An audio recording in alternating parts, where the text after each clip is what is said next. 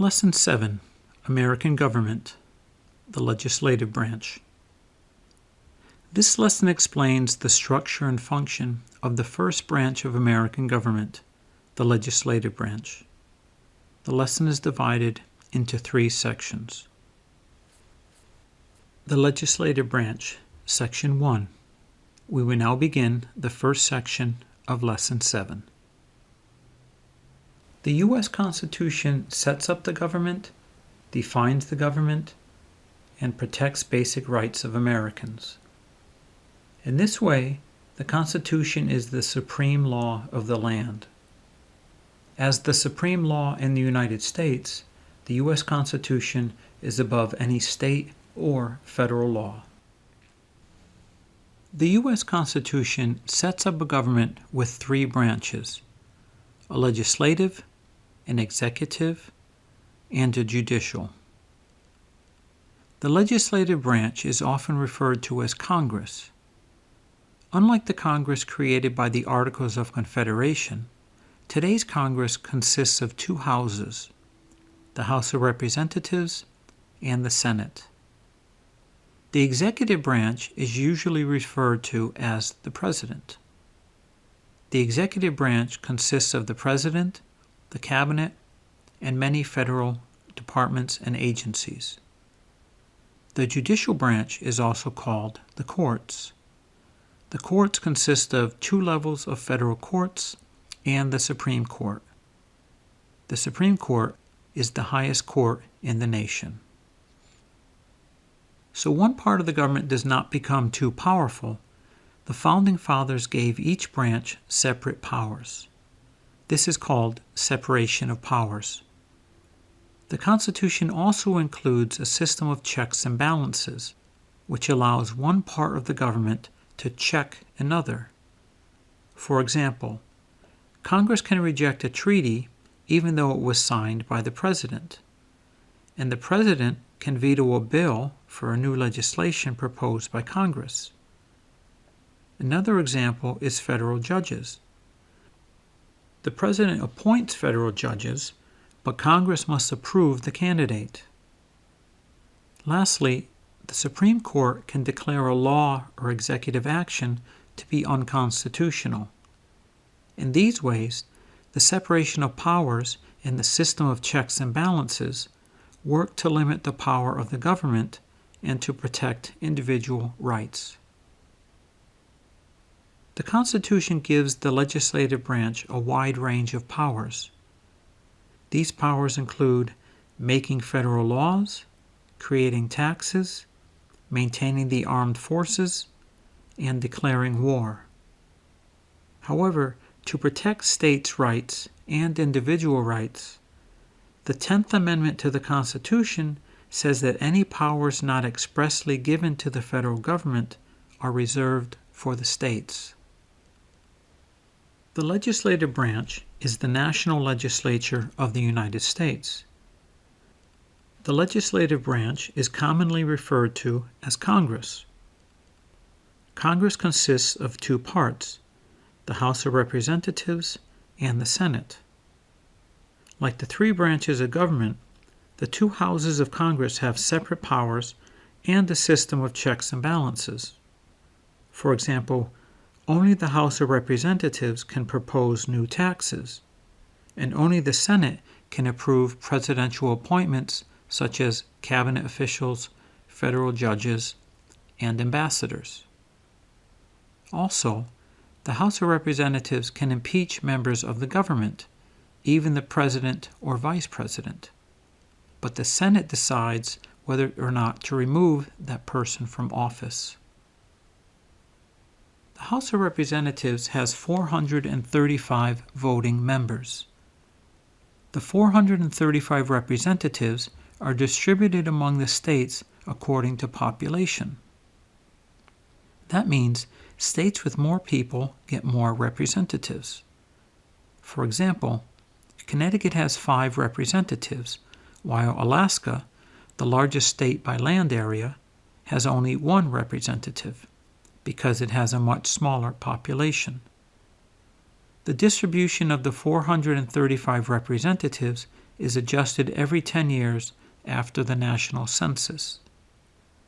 To more closely follow public opinion, each representative is responsible for a specific district and serves only a 2-year term. However, there are no term limits. Anyone over the age of 25 who has been a citizen for 7 years can be a representative. Connecticut has 5 representatives representing districts 1 through 5. Your representative in district depends upon the town you live in. For example, if you live in Hartford, you are in District 1, but if you live in New Britain, you are in District 5. This slide shows Connecticut's current representatives. Use the map on the screen to find your district, or look up your town in the list on the following slides to find your representative. Press the pause button at any time if you need more time to find your town or district. This slide lists the towns in Districts 1 and 2.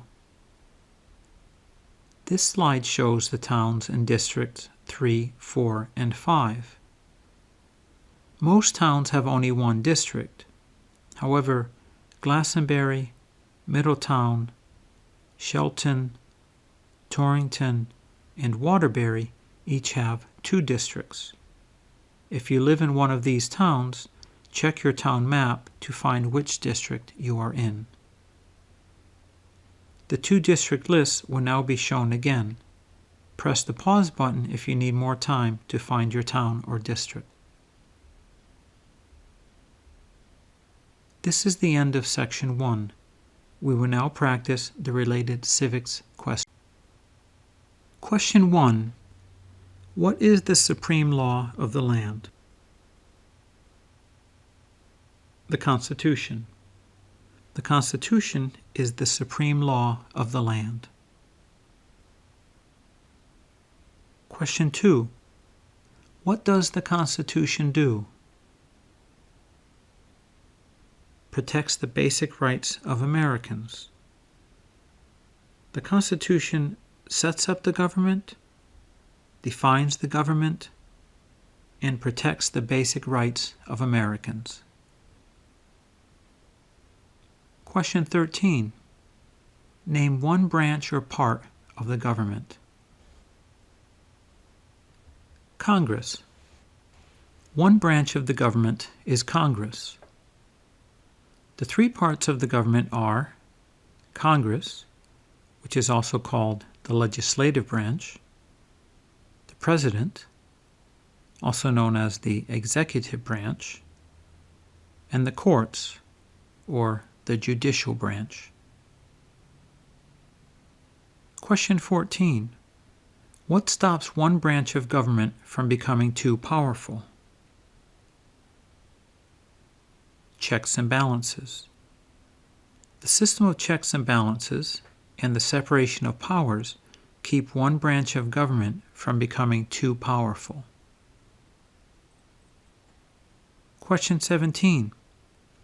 What are the 2 parts of the U.S. Congress? The Senate and House of Representatives. The 2 parts of the U.S. Congress are the Senate and the House of Representatives. Question 21. The House of Representatives has how many voting members? 435. The House of Representatives has 435 voting members. Question 22. We elect a U.S. representative for how many years? 2. We elect a U.S. representative for 2 years. Question 23. Name your U.S. representative. On the screen are the pictures and names of Connecticut's 5 U.S. representatives. Use the list of town names on the next 2 slides if you are unsure of your district or who your representative is.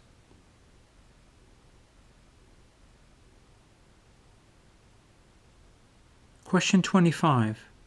Why do some states have more representatives than other states? Because of the state's population. Some states have more representatives because of the state's population, because they have more people, or because some states have more people. The Legislative Branch, Section 2. We will now begin the second section of Lesson 7. There are 100 U.S. Senators. Unlike the House of Representatives, each state, even a small state like Connecticut, has equal representation in the Senate because each state has only 2 senators. This difference between the 2 houses of Congress is because of something called the Connecticut Compromise.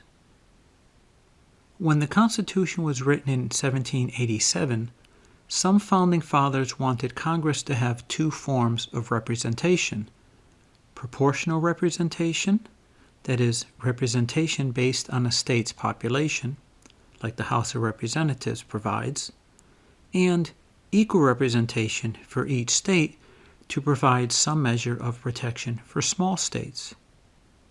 The Connecticut Compromise solved this debate by giving states equal representation in the Senate. Unlike representatives, senators do not serve a district. Instead, they serve all the people of their state. Senators also serve 6-year terms. The idea is by giving senators longer terms, they will be less influenced by public opinion and therefore can be more deliberative. Every 2 years, along with the House elections, there are approximately 33 Senate elections. Like a representative, a senator has no term limit, although to become a senator, one must be over 30 years old and have been a citizen for 9 years. On the screen are the names and pictures of Connecticut's 2 U.S. senators. If you are asked this question during your interview, you may answer with the senator's full name or just the last name. Congress is the branch of government that makes federal laws. Both parts of Congress share in this power. When the legislature proposes a new law, it must go through a system of checks and balances both within Congress and with the executive branch. A new law starts as an idea. Since the First Amendment gives people the right to petition the government, the idea can come from almost any person, group, or organization: a citizen, the president, even a state legislature. If the idea is accepted by a U.S. representative, the proposed law is introduced to both houses of Congress. This proposal is called a bill. The 2 houses of Congress then make their own version of the bill. Once each house has accepted its own version, Congress works together to make a final version. This final bill is then sent to the president to sign into law or to veto. A veto means the president has rejected the bill. If a bill is vetoed, the president must explain why and send the bill back to Congress. Congress can then change the bill and send it back to the president, or try to vote the bill into law with a 2/3 majority in Congress. It is not easy for a bill to become a law. Every year, more than 5,000 bills are introduced, but only about 150 become law. This is the end of Section 2. We will now practice the related civics questions. Question 16. Who makes federal laws? Congress. The U.S. Congress writes laws. Other correct answers are: the National Legislature writes laws. The Legislative Branch writes laws. Question 18. How many U.S. Senators are there? 100. there are 100 U.S. Senators. Question 19. We elect a U.S. Senator for how many years? 6 years. We elect a U.S. Senator for 6 years. Question 20. Who is one of your state's U.S. Senators now? On the screen are the names and pictures of Connecticut's 2 U.S. Senators. If you are asked this question during your interview, you may answer with the senator's full name or just the last name. Question 24. Who does a U.S. Senator represent?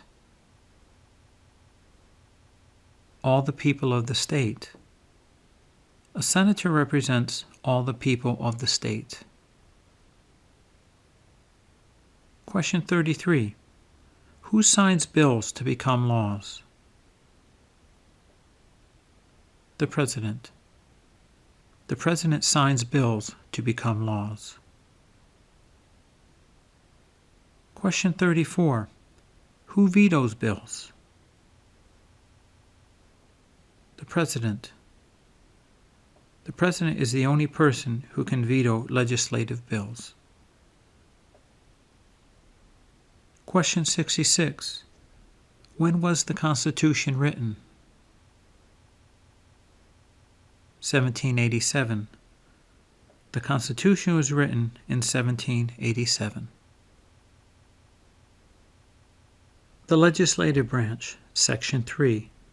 We will now begin the third section of Lesson 7. The 2 major political parties in the United States are the Democratic Party and the Republican Party. The elephant is the symbol of the Republican Party, and the donkey represents the Democratic Party. Besides the 2 major parties, there are other political parties as well. These are called third parties. Voters and politicians can also choose to be an independent, which means he or she doesn't belong to any political party. For almost all of its history, the United States has had only 2 major political parties, although the parties and policies have differed over time. Regardless of which 2 parties they were, they have always been the most successful in elections, particularly national elections. However, there have always been third parties as well. While less influential in national elections, third parties often have more influence in local government. Third parties are important to the political system because they often bring new ideas and policies into national politics. Abolition, women's voting rights, child labor laws, the 40-hour work week, and Social Security were all ideas originally promoted by third parties. In 2020, there were 52 third parties in the United States. Currently, the largest third parties are the Libertarian Party, the Green Party, and the Constitution Party. The Libertarian Party believes in very limited federal government. The most radical form would be a government that only provides police, prisons, courts, and the military. The Green Party promotes grassroots democracy, social justice, nonviolence, and environmentalism. The Constitution Party wants greater power given to the states and a federal government guided by a strict interpretation of the Constitution. Representatives are elected every 2 years, which means they are elected the same year that the president is elected, and 2 years later in what are called midterm elections. After either of these elections, the political party with the most members selects a candidate to be Speaker of the House. The House then votes to confirm the candidate as Speaker. The Speaker of the House is a very powerful position. The Speaker assigns representatives to committees, decides what bills will be considered, and controls the floor debates. In addition, if both the President and Vice President can no longer serve, the Speaker of the House becomes President, even if the speaker is from a different political party. This is the current Speaker of the House of Representatives. If you are asked who the speaker is, you may answer with the speaker's full name or just give the last name. This is the end of Section 3. We will now practice the related civics questions. Question 31. If both the President and the Vice President can no longer serve, who becomes President? The Speaker of the House. If both the President and Vice President can no longer serve, the Speaker of the House of Representatives becomes President. Question 45. What are the two major political parties in the United States? The Democratic and Republican parties. The two major political parties in the United States are the Democratic and the Republican parties. Question 47. What is the name of the Speaker of the House of Representatives? This is a picture and the name of the current Speaker of the House of Representatives. If you are asked this question during your interview, you may answer with the full name or just the last name. This is the end of Lesson 7. Return to the main page to practice the civics questions and dictation from the lesson.